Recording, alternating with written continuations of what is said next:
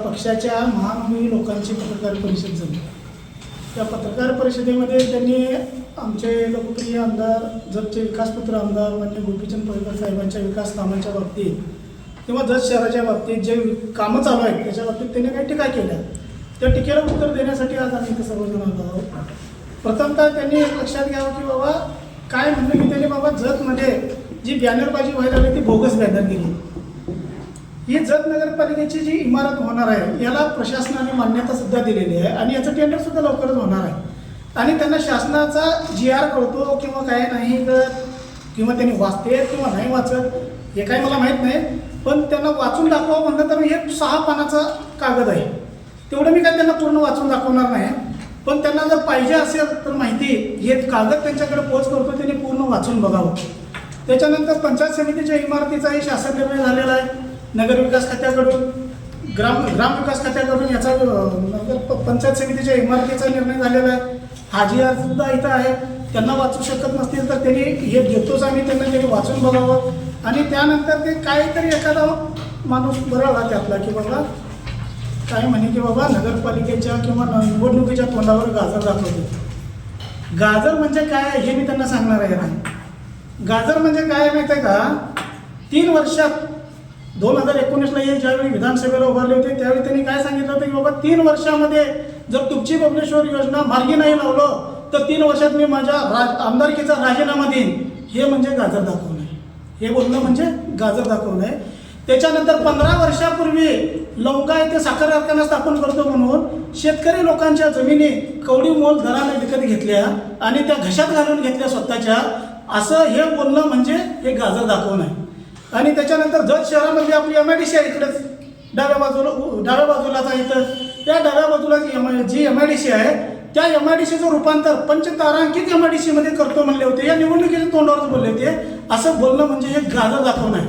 आणि त्याच्यानंतर त्यांनी अनेक सांगितले होते जत शहरामध्ये जनावर भरपूर आहे, पाळीव पशु जास्त आहे आणि जत शहरामध्ये पशुवैद्यकीय महाविद्यालय जतमध्ये आणणार आहे, हेही त्यांनी गाजरच दाखवलं होतं। हे सर्व आश्वासनं तुमच्या या सर्व आश्वासनापैकी तुम्ही एक तरी आश्वासनं पूर्ण केलं आहे का आत्तापर्यंतच्या इतिहासामध्ये? तुमच्या 5 वर्षाच्या कार्यकाळामध्ये तुम्ही दाखवून द्यावं त्या यापैकी एक तरी काम तुम्ही केलं आहे का? त्यानंतर अनेक जत शहरामध्ये तुम्ही कुठलं असं वैशिष्ट्यपूर्ण एखादं काम केलं आहे की बाबा तुम्ही दाखवू शकता हे काम मी केलं आहे, असं एखादं काम तुम्ही सांगू शकत नाही। तुम्ही काय केलं आहे? फक्त गटारी, रस्ते, नाहीतर कुठल्या तर समाजाला खुश करण्यासाठी एखादं सभामंडप, नाहीतर एखादं समाज मंदिर, एवढंच तुम्ही केलं। याच्या व्यतिरिक्त तुम्हाला मोठे प्रोजेक्ट आणण्याचं तुमच्याकडे विजनच नाही। ज्या माणसाकडे मोठे प्रोजेक्ट आणण्याचं विजन आहे, जत शहर सुधारण्याचं ज्या माणसाच्या डोक्यात विजन आहे, अशा माणसावर तुम्ही टीका करता। तुम्हाला थोडी तरी जनाची नाही मनाची काहीतरी वाटली पाहिजे। पण मला काय सांगायचं आहे, जतचा विकास होतोय तर होतोय। तुम्ही कुठेही जावा, खेडोपाडी जावा, जत शहरामध्ये जावा, लोकांना विचारा तुम्हाला जत शहरामध्ये काय बदल दिसतोय का, तर लोक सरळ सांगतात की होय आम्हाला या 9 ते 10 महिन्यामध्ये जत शहरामध्ये बदल होताना दिसतोय। काहीतरी नवीन काम जतलं येतंय।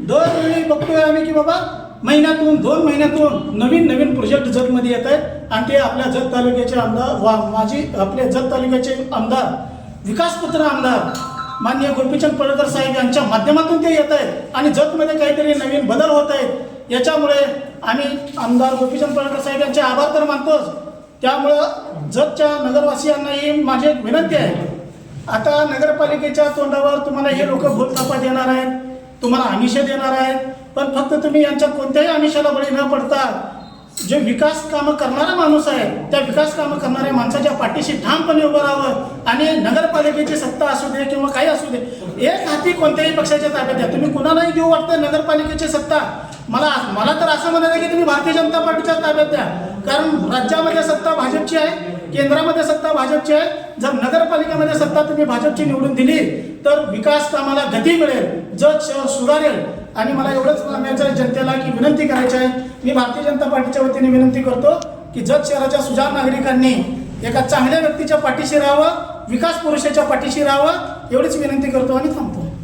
5 वर्षाच्या कार्यकाळामध्ये ज्यांनी फक्त पावसाच्या पाण्याचं पूजन केलं त्यांनी विकासपुत्र आमदारावर बोलू नये।